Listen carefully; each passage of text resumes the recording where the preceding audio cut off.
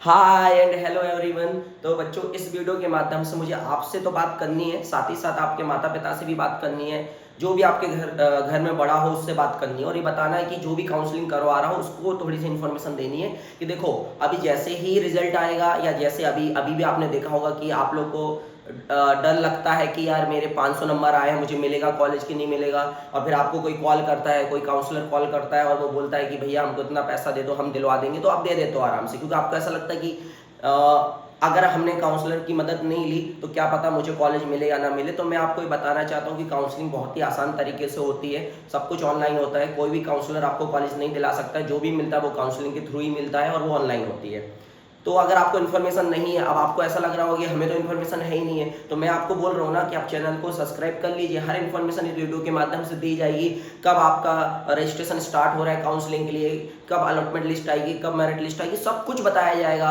अगर आपको बीएमएस की काउंसलिंग पार्टिसिपेट करना है तो कौन सी वेबसाइट पे जाना है, कैसे रजिस्ट्रेशन करना है, हर इन्फॉर्मेशन इस क्या इस मतलब इस चैनल पे आपको दी जाएगी। आपको हर चीज़ बताई जाएगी। जब हम बताने को तैयार हैं, आपसे 1 रुपये लेने को भी तैयार नहीं है, तो पता नहीं आप क्यों नहीं करना चाहते हैं। क्योंकि अभी बहुत सारे लोग आपको कॉल करेंगे, 20,000 दे दो, 10,000 दे दो, 30,000 दे दो। और मुझे ये बुरा इसलिए लगता है कि चलो, जो काउंसलर लोग हैं उनका तो काम है पैसे लेना, लेकिन कुछ टीचर्स लोग ये काम करते हैं। मतलब वो अपने आप को टीचर्स कैसे बोल सकते हैं कि आप उस बच्चे से पैसे ले रहे हो? आप तो कमा रहे हो ऑलरेडी। कोचिंग में आपके बच्चे आता है, मेरी कोचिंग में बच्चा आता है, कोचिंग में जब पढ़ने के लिए आता है तो मैं फीस ले रहा हूँ ऑलरेडी। तो उसकी अगर मैं मदद कर दूंगा तो क्या चला जाएगा? वो मेरी कोचिंग में भी नहीं पढ़ता हो, कोई कहीं और भी पढ़ता हो, अगर मैं टीचर हूं तो उसकी मदद कर दूंगा तो क्या चला जाएगा? अगर मुझे नॉलेज है थोड़ा सा काउंसलिंग के बारे में और मैं आपको दे दूंगा तो उससे मेरा कुछ नहीं जाने वाला, उसमें भी लोगों को पैसा कमाना है। तो भाई मैं आपको ये बताना चाहता हूँ कि काउंसलिंग बहुत ही आसान तरीके से होती है। मैं धीरे धीरे इन्फॉर्मेशन आपको देते जाऊंगा।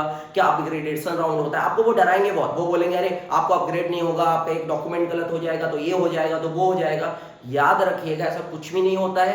अगर आपके मार्क्स आए तो आपको कॉलेज मिलेगा। जो डॉक्यूमेंट आपको चाहिए वो मैं इस चैनल के माध्यम से बताते जाऊंगा, वो आपके पास होनी चाहिए। और क्या चाहिए भाई डॉक्यूमेंट में? 10वीं की मार्कशीट तो होगी ना बच्चे के पास, 12वीं की मार्कशीट तो होगी ना, स्कूल छोड़ा हो तो टीसी तो होगी ना, गैप सर्टिफिकेट 5 मिनट में बन जाता है, माइग्रेशन सर्टिफिकेट होगा ही ना, ये सब चीज़ें वैसी होगी। नीट का स्कोर कार्ड तो होगा ही ना, नीट का एडमिट कार्ड तो होगा ही ना, कि नहीं होगा? ये भी नहीं होगा, ये तो होगा ही ना। मेन 2 चीज़ें लगती हैं आपको जब कॉलेज अलॉट होता है, वो आपके पास होना चाहिए। अगर आप छत्तीसगढ़ कोटा मतलब स्टेट कोटा से कॉलेज ले रहे हैं तो आपके पास छत्तीसगढ़ का मूल निवासी प्रमाण पत्र होना चाहिए। मूल निवासी मतलब डोमिसाइल सर्टिफिकेट होना चाहिए, वो स्थायी होना चाहिए कि हाँ आप छत्तीसगढ़ के रहवासी हो।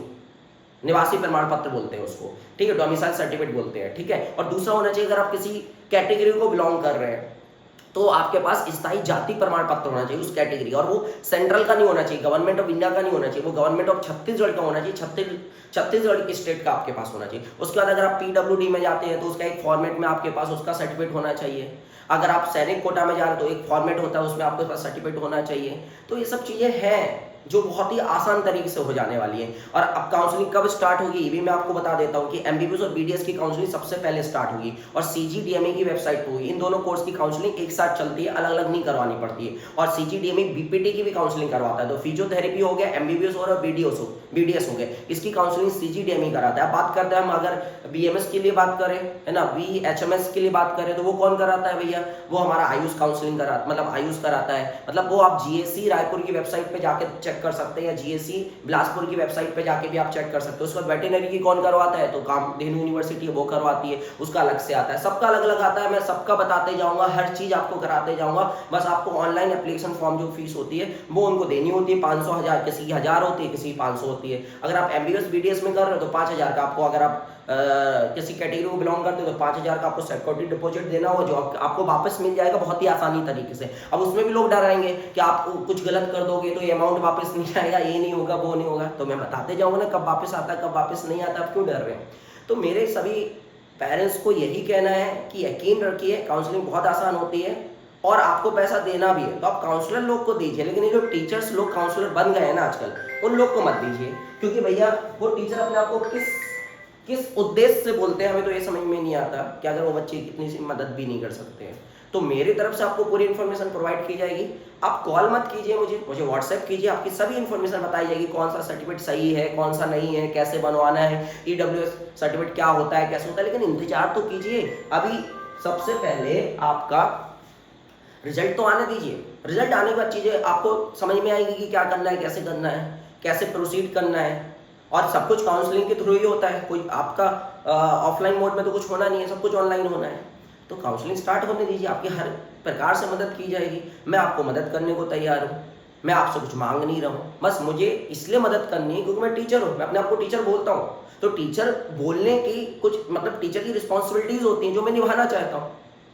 हम तो पैसा ले रहे हैं ना कोचिंग में, तो हमें नहीं चाहिए और भी तरीकों से। तो यही सब मुझे आपको बताना था। और मैं आपको ये भी बता दे रहा हूँ कि एमबीबीएस बीडीएस की काउंसलिंग सबसे पहले स्टार्ट होगी और मुझे लग रहा है ये लास्ट वीक ऑफ जुलाई तक स्टार्ट हो जानी चाहिए।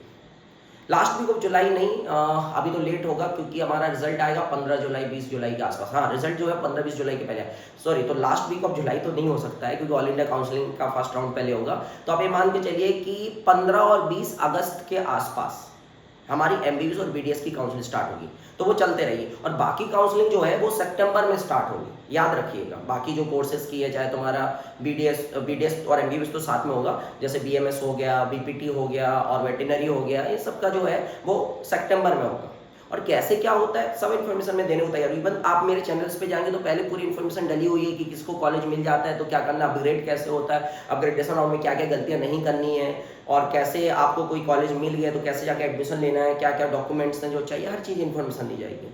इसलिए कृपया कर, अच्छा मैं आपको कुछ केसेस बता देता हूँ जो बच्चे मेरे पास आए हैं, उन्होंने बताया है कि कुछ लोग क्या करेंगे जब ये CGDME पे आपके काउंसलिंग के जो रजिस्ट्रेशन स्टार्ट होंगे तो अपना मोबाइल नंबर डाल देंगे। उनके मोबाइल नंबर उनका मत डालने दीजिए क्योंकि उस पर OTP आता है और फिर अलॉटमेंट लेटर आएगा तो फिर OTP उनके नंबर पे आएगा, वो आपसे उल्टा से डिमांड करेंगे पैसों की, आपको देने पड़ जाएंगे। तो आप देख लीजिए, अगर आपको लगता है आपके पास बहुत सारा पैसा है, ठीक है। कुछ लोग मुझे भी ये बोलते हैं कि सर आप पैसा ले लो लेकिन काउंसलिंग करा दो। बताओ, ऑफर करते हैं कि आप पैसा ले लो, लेकिन मैंने आज तक किसी से, कोई एक बच्चा कमेंट कर दे इसमें कि मैंने किसी बच्चे से 1 रुपए भी लिया हो उसकी काउंसलिंग में मदद करने के लिए। और मैंने लाखों तो नहीं बोलना चाहिए लेकिन हजारों बच्चों की काउंसलिंग मदद की क्योंकि मैं 7 साल से मदद कर रहा हूँ। और आज तक इवन कुछ लोग बोलते हैं कि सर मेरे बच्चे का हो जाएगा तो आपको मिठाई खिलाने आऊँगा, तो मैं बोलता अरे सर ये तो आपका बड़प्पन है कि आप मुझे मिठाई खिलाने, अगर नहीं भी आते तो भी कोई दिक्कत नहीं है, इवन मैं उनको मिठाई खिला देता हूँ, मैं मेरी तरफ से खा लो कि आपके बच्चों ने इतनी बड़ी सफलता हासिल की है। तो जो मुझे जानता है वो जानता है और जो नहीं जानता है वो तो कुछ भी कमेंट में लिखते रहेगा, क्या फ़र्क पड़ता है, ठीक है। तो काउंसलिंग में पूरी मदद की जाएगी, आपको कहीं भी कुछ भी जाने की ज़रूरत नहीं है, इस चैनल पे बने रहिएगा, आपको हर प्रकार से मदद की जाएगी, ठीक है। चलो मिलते हैं कभी किसी और दिन किसी अन्य वीडियो के साथ, जब तक अपना ख्याल रखिएगा।